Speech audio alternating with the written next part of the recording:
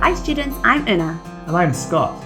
I'm a PTE teacher from the UK. I'm also a PTE teacher from the UK. And we've been helping students pass their exams for years. And now we're excited to help you pass your exam too. Welcome to the Swoosh English PTE podcast. Let's get started.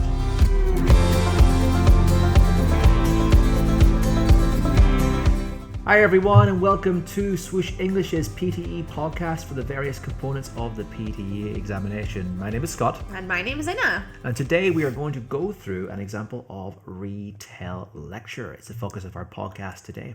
Yes. Una, how are you doing today? You look like you have a bit of a cold. Possibly. I think I might be developing one, yes. How are you, Scott? Oh, I'm pretty good though. At least I'm a little bit better than yourself. Okay. Anyway, hopefully I don't sneeze too much throughout the podcast. Okay, if there's lots of sneezing, we're very, very sorry about anything. Okay, so today we're looking at, as I said, Retell Lecture within the speaking section of the PTE exam. Yes. So this is a long answer type, and in the task itself, we'll just look at an overview now of the different steps of the task. So you have 3 seconds to prepare just before that recording begins. Then the recording is of 90 seconds, up to 90 seconds. Up to 90 seconds, yes. Up to 90 seconds. So it is one of the longer recordings that you get in listening, or really that's the maximum length that you get. It is the longest speaking component that you can do. It's longer than describe, image, and read aloud, for example. And, obviously, depends on people's individual opinions, but it probably is the most complicated in terms of what you have to do. Some people find describe image to be quite hard, but no doubt I'd say this comes up with describe image as being probably the most difficult speaking task that you can do. Yes, there is a lot of information for you to get down, taking your notes and then repeating back that information in a concise manner. Yeah, just to recap, you have 3 seconds to get ready. 3 seconds, then 90 seconds to listen to the recording. Yeah, up to 90 seconds. You have 10 seconds in which to prepare yourself. So any notes that you've taken, we'll go through that today, but you're going to prepare and get ready to speak, and then you have 40 seconds to speak for Retell Lecture. And keep in mind that's also a maximum of 40 seconds that you have to speak, only up to 40 seconds. Yes, so if you keep going on with that point, you're going to be cut off and it's just not going to be recorded. Yes, and then you're so that's why we do recommend that really you should speak, maybe try to aim for 35 seconds. What do you think, Scott? I think 35 seconds is actually a pretty good ballpark figure that we can look at in regards to speaking, because that's obviously a good enough time that you can speak and hopefully get all of your necessary points for your content can be covered in that time, and also you don't then run risk of going over 40 seconds and having the microphone cut out and then not having your answer fully recorded. Yes, very good. Okay, so that is an overview of our task. So what about how you are scored in the Retell Lecture So your task? content, and you are scored in 3 ways in PTE Retell Lecture. They refer to the content, pronunciation, as well as your fluency. Your oral fluency, yes. And what kind of things in relation to our oral fluency? What kind of things does this take into consideration? Well, you want to ensure that you are speaking in a nice, consistent flow. You don't want to obviously be too choppy in your delivery. Okay, you might speed up or you might slow down. You don't want to have any unnecessary pauses, such as ums or ahs, or even worse, complete silences. And also you want to ensure that your sentences just flow into one another. You don't want to have to reformulate, go back and make a change. And therefore, when the person is listening, it just will come across as quite fragmented. Yeah. So you're looking at your no hesitating, try to avoid reformulations, thought fillers, and of course your intonation also. So really trying to work on your intonation, the rise and fall of your voice, and that will hopefully keep your oral fluency marks up. Yeah. And then, of course, your pronunciation is looking at, can you speak every sound in the English language clearly? Can native speakers understand you when you speak? And your word stress and your sentence stress. So do you stress the most important words in your sentence in order to convey the meaning of what you're trying to say? So you obviously want to pay attention to any consonant sounds or vowel sounds or diphthong sounds that you might find hard in the International Phonemic Alphabet to ensure that you are saying them accurately, because anything that is pronounced inaccurately will take away from that score. And as Una says, you have to pay attention as well to your chunking and your stress as well. Yes, and of course these points are relevant for all of the speaking tasks. So not only Retell Lecture, but yes, we are going to move on now to looking at... Oh, you forgot to talk about content. Oh, content, yes, sorry. So the content, tell me about it, Scott. Just making sure that you actually do what is being requested to do. Basically, this comes down to the technical side of this activity, that you've listened to the lecture, you have basically assessed what the lecture is talking about, the main points you can take away from it, your supporting points, and then you've included them all in your response in a nice logical flow. Yeah, and we'll talk about that more throughout the podcast. We will indeed, yes. In relation to the structure of how you should repeat back for Retell Lecture. Okay, so the types of the task. So what different types of recordings are we going to hear for Retell Lectures? So I know we have interviews. Yes. So most of the dialogues will actually be dialogues. So there will be an interview between one or more speakers, and you will obviously hear a variety of different types of recordings. Yeah. They can refer to academic lectures, and academic lectures can be across many subject matters, such as like science or history or finance, etc. So obviously quite complicated and quite formal in their tone, with a lot of new vocabulary and terms you may not have heard. So as well as lectures, you also might have reports. So these reports can be journalistic in their themes. You might hear a news report, or you might hear a financial report, something that's a lot more technical along those lines. Very good. Okay, so now for the biggest, one of the most important things. So for Retell Lecture, we can go into the exam prepared. So this is how we make this task easier for ourselves, okay? Yeah, so we have our method that we've practiced. Yes. So what is the first stage then of that method that we can apply to Retell Lecture? Well, you do have time before the lecture begins. How much time do you have? 3 seconds. About 3 seconds. So it's very short. So can you do anything in those 3 seconds, maybe to assist in you getting that score that you want? Well, the short answer is yes, you can. The number one thing I take away from this is that before the 3 seconds begin, what do you have on the screen? A picture. You have a picture. Yes. And what can you do with that picture? So look at the picture. Of course, it's going to be linked to the topic of the lecture. So look at it. What is the topics? First of all, what can you assume is the topic? Perhaps it's a photo of a bee or a wasp, and you're going to be thinking, okay. Or even worse, a spider. A spider, something like this. And straight away, as you look at that picture, lots of different vocabulary might be coming into your head as to what kind of words you might hear throughout the lecture. I know recently I saw an example for Retell Lecture in which there was a space station on it, and the space station actually referred to a recent news report about some additions that were being made on the International Space Station. That's why it is quite useful for you to obviously keep up to date with anything that's new and developing in the academic world, and obviously that can be done via news reports. Yeah. So, and so just look at that picture and then words will come to your head. But of course, you have 3 seconds, but it's much better than not having a picture. Exactly. In that time, you might be able to brainstorm some terms or names or dates or vocabulary that can be assessed with it, and that will help you in focusing in your listening and getting that sense of gist about what the lecture will be about. Yeah, but overall in that 3 seconds as well, just calm yourself and get ready to really listen and focus to that on the lecture. And also make sure that you, as Una said, you're relaxed, you're in a zen-like state, you're ready to enjoy your examination. I wouldn't say enjoy, but at least prepared for it. And also make sure that your equipment's working, your headset's working, you can hear any tones that might suggest that the lecture is about to begin. Obviously, you don't want to go through the lecture and you can hear nothing with a technical problem. That can be very, very disturbing and take you off your flow. That your mouse is working and that you're able to see the process of the of PTE Retell Lecture. Okay, so let's look now at the actual listening. So what are you going to do during that 90-second, possibly 90-second, up to 90-second listening prompt? Well, there's a variety of things that you need to be aware of and ensure that you are doing throughout the listening section. You are listening out for certain things. The most important thing you're probably listening out for is to get a sense of understanding of the main topic or the gist of the lecture. Why is that important, Judith? Well, of course, you need to understand the gist of the topic in order to retell that lecture, Scott. The first thing you're going to do in your overall, the structure of how you repeat it back is tell the topic.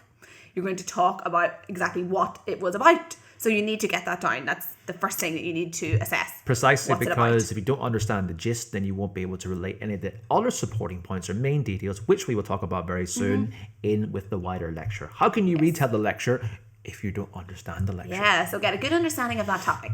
And during the listening, we're going to take notes, okay? So, of course, this could be quite a long recording and you're not going to be able to just remember it all in order to repeat it back. So we want to take some notes in order to assist our retelling of the lecture. So what kind of words are we going to take down? Well, mostly importantly, you're looking out for the key content words. Key content words could include, obviously, names. These might be titles. They might be organizations. They might be speakers are also very important. You were taking down notes of any names, dates, statistics, places, events, etc., etc.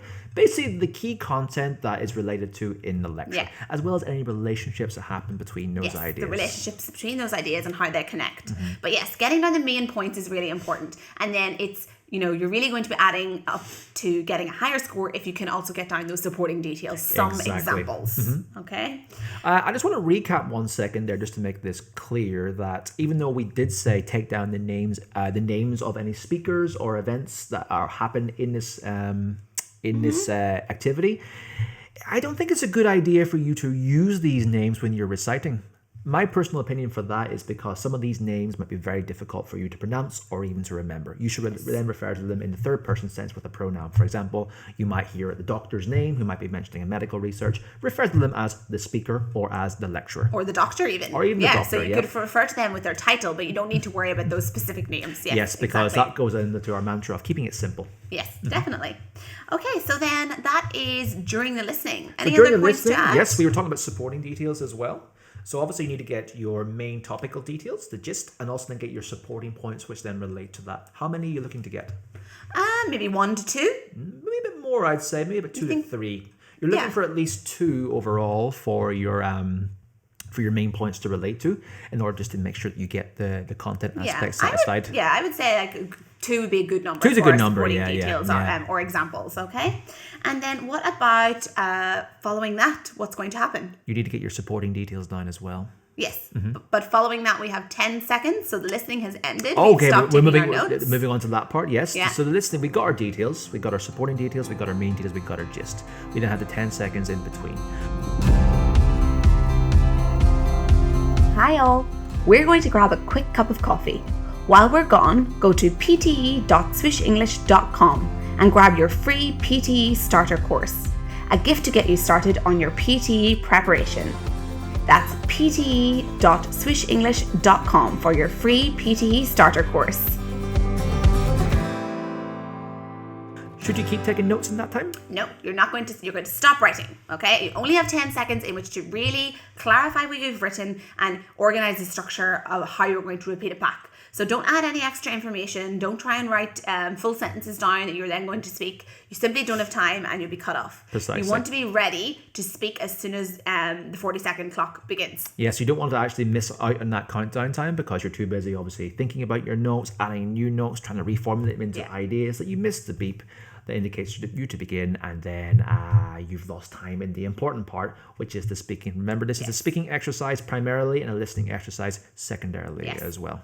Okay, so really think about the order or the structure that you're going to follow when speaking back. So shall we talk now about an example of a structure that you can use when you are retelling back that lecture? You mean in terms of the main points? Yeah, so first of all, you're going to introduce the topic. And of course, you can prepare sentences for this. Talk about templates then. Yeah, templates. So prepare a sentence before you actually go into the exam. So for example, the speaker discussed topic. Yeah, the lecturer mentioned blah, blah, blah, your main idea. Yes, the speaker referred to the topic of. Yeah. The reporter focused on blah, blah, blah in this lecture. Exactly. And that blah, blah, blah obviously is your main point. In your so main if you have those kind of sentences prepared, then, you won't have to think about how you're going to start it. And why is that beneficial? I think it's beneficial primarily because you want to be focusing on your delivery for this this prompt and not focusing on how you formulate your content. So if you have these templates down, then you'll just know automatically, if you've practiced them enough in autopilot, how to structure it, and then you can focus on how you deliver it in the examination, which is important for your fluency and your pronunciation. Yes, so the template that is recommended is, of course, topic. Then you can refer to main point 1. So the speaker, again, using all these kind of words like the speaker referred to, the speaker suggested, okay? So main point 1. And then if you took down the note and you were fortunate enough to be able to get an example for that main point, well, then that's even better. You can provide an example. Because then you have more content to talk about as well. Yes. But also what's important to note is that you shouldn't be primarily basing your response on supporting examples. The supporting examples should be what they are called, supporting and not primary. Okay, so main point 1, supporting detail. Main point 2, supporting detail. And then some sort of conclusion sentence. So that indicates that your overall retelling of the lecture has come to an end and it's come full circle. Yeah. So we mentioned there how we can give a prompt in order to indicate that we're beginning our topic sentence. Like, how can we then use some of our template ideas to talk about our supporting points and our main details? So obviously then we can list it then in terms of sequencing conjunctions. So the first point the lecture talked about was point 1. Firstly, the lecture talked about, and then we can move on to secondly or next, after, and use these sequencing points then to refer to our main points, which supports our gist. Yeah, and then of course with your supporting details, you can use for example, for instance, words like this.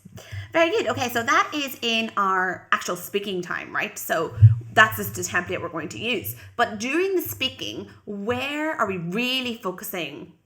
What are we trying to think of and remain aware of? Our oral fluency, yes, right? Precisely. Our oral fluency and our pronunciation. So at this point, you've done everything you can to get your content, okay? What you want to do now, even if you don't feel confident about your content, is to make sure that your oral fluency is, going to come across well. Yeah, Suna brings up a good point. Don't forget that content is only 1 out of 3 aspects that you are assessed on. So even though your content might be perfect, you go, oh, I've got this down, I know how to say it. You not have to say it in a really nice, fluent way, focusing on your oral fluency and pronunciation. Your content might be great, delivery might not be great, and therefore you won't maximize your score. Exactly. So we want to focus on that intonation. Focus on the stress that you use. Focus on avoiding hesitations and reformulations. Yes. Okay, so yeah, just really making sure that if you were speaking to a native speaker, they would actually be able to understand you and make out what you're saying. And of course, a really good thing for tasks like this in relation to your speaking is also to try and keep that in mind. If you were speaking this to someone else, would they actually understand what you were saying? You want to really clearly convey the meaning. So always try and think about that, If I was speaking this to someone else and I really wanted them to understand, I'd be thinking more about my word stress and my sentence stress to really emphasize the meaning of what I'm saying. So always think about that in speaking sections of the PTE exam. You want to convey the meaning of what you're saying and not just repeat it back. Conveying the meaning is a very important thing. You want to ensure, obviously, what you're talking about is understandable, which brings me to our next point regarding fluency, and that is your speaking speed. I think it's highly important that you speak at a speed that is comfortable to you. Everyone, no matter where they're from, how much English they know or have learned, or even what they know about a given topic, it can come down to individual personal attributes. We will all speak at very, very different speeds. So even though Una and I are both from Ireland, we are known to be very, very fast speakers. So what might be comfortable for us to speak at, even though, just so you know, we are really slowing down our speaking speed right now to make ourselves understandable to you guys. What might be quick for me might be unattainable for anyone else. So make sure you're comfortable. Yeah, you want to get a good balance, Scott, of the pace at which you speak. But try not to speak too fast. I know you were telling me a story of a student who was speaking very fast and ended up tripping over themselves. That's a good point, which I was going to move on to. So that's obviously what you run risk of doing if you are unable to basically speak at a nice, comfortable pace. You run risk of speaking too fast. Your brain can't catch up with your mouth, and you end up making a slip up or a trip up, and you end up not being able to produce that nice, coherent and cohesive speech. And of course, what do you run risk of doing if that happens? Tripping over yourselves and having to reformulate a sentence. Yes, yeah. And therefore, the worst thing that can happen is you have to reassess what you said, go back, make that mistake, you've lost your train of thought, and then the worst case scenario is your mind completely blanks and you cannot finish that response. Yeah. Or you've wasted time. You wasted time. Yeah, you've wasted time. So main takeaway from that is speak at a nice, comfortable pace so that you are able to comfortably keep up with the pace. Make sure you're saying things accurately and correctly. You're not making those trip-ups and that you don't end up losing marks because you make you basically correct yourself. Yeah. Do not correct yourself. Keep moving on. It's not the end of the world if you make one little mistake. Exactly. What is worse is if you completely forget what you're saying and then you lose 10 seconds of speaking time. Yeah. Focus on continuing on and getting the rest of it correct. So keep it simple as well. Make sure that when you aren't thinking about really, really overly verbose or complicated terms, you end up tripping yourself up in that, and then the worst happens. Keep it simple so that you're able to give it in a nice, concise and way that basically reflects your own English ability. Yeah, definitely. Always keep it simple. Top tip. Okay, Scott. So is that it for our Retell lecture today? That is. Should we maybe just wrap up now with some basically what we discussed today and some takeaway tips for the students before we finish up? Yes, go for it. So what would be your main takeaway from what we discussed today? My main takeaway would be that even though it's important to focus on your content, make sure you get those templates down, but practice them in your own time. You want to get to a point where you're able to accurately and fluently recite that. So you can do as much preparation in your own time with those templates, just reciting the main ideas. But what you want to do in your own time as well is just making sure that you're able to deliver that as correctly as possible. And we'll go into more details about that in a top tip podcast, which is upcoming. Yes, definitely. Yeah. What do you think, Udi? What would be your main takeaway? Well, I think just getting lots of practice coming up to the day of your exam. So with that template, so decide on a template that suits you.